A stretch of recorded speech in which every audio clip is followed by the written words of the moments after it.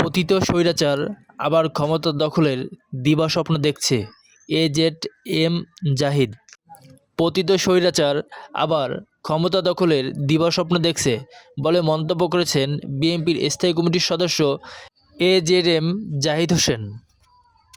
শনিবার দুপুরে জাতীয় প্রেস ক্লাবের সামনে এক সমাবেশে তিনি এ মন্তব্য করেন। ভয়েস অব টাইমস নামের একটি সংগঠন ভারতের আগরতলা বাংলাদেশের উপ হাইকমিশনার উগ্রবাদী হিন্দুদের হামলা ও ভারতীয় আগ্রাসনের প্রতিবাদে এই সমাবেশ করেন। সমাবেশের পর বিক্ষোভ মিছিল করেন সংগঠনটি। জাহিদ হোসেন বলেন, বাংলাদেশের বিরুদ্ধে ষড়যন্ত্র শুধু যে ওই চিন্ময়ের জন্য নয়, এই ষড়যন্ত্র বাংলাদেশের অস্তিত্বের বিরুদ্ধে ষড়যন্ত্র।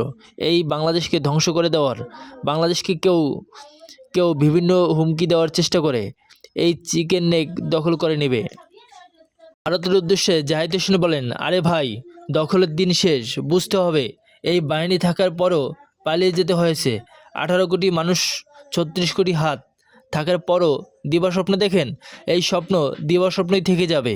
36 কোটি হাত প্রতিরোধ করবেই।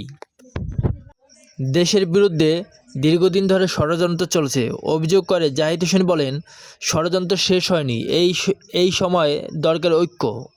শুধু ঐক্যই পারে যে কোনো ষড়যন্ত্রকে ছিন্ন করতে এবং ষড়যন্ত্রকারীদের প্রতিহত করতে। জাহিদ হোসেন আরও বলেন, ভারত যখন দেখছেন তাদের সেই আজ্ঞাবহ সরকার নেই, তখনই তাদের গোত্রবহ শুরু হয়েছে। তারা দেখছে বাংলাদেশের ব্যবসা বাণিজ্য আগের মতো নিয়ন্ত্রণ করতে পারছে না, বাংলাদেশকে অর্থনৈতিক আগের মতন নিয়ন্ত্রণ করতে পারছে না। বিএনপির এই নেতা অভিযোগ করে বলে, বাংলাদেশের অর্থনীতিকে ধ্বংস করে দিতে সবচেয়ে বেশি ষড়যন্ত্র করছে পার্শ্ববর্তী দেশ ভারত এবং পতিত স্বৈরাচার আওয়ামী লীগ। ভয়েস অব টাইমসের সভাপতি ফরুকুল ইসলামের সভাপতিত্বে সমাবেশে জামাতের আমির, ঢাকা মহানগর দক্ষিণের নায়েবে আমির হেলাল উদ্দিন সহ বিভিন্ন রাজনৈতিক দল এ অনুষ্ঠানে বক্তৃতা দেন।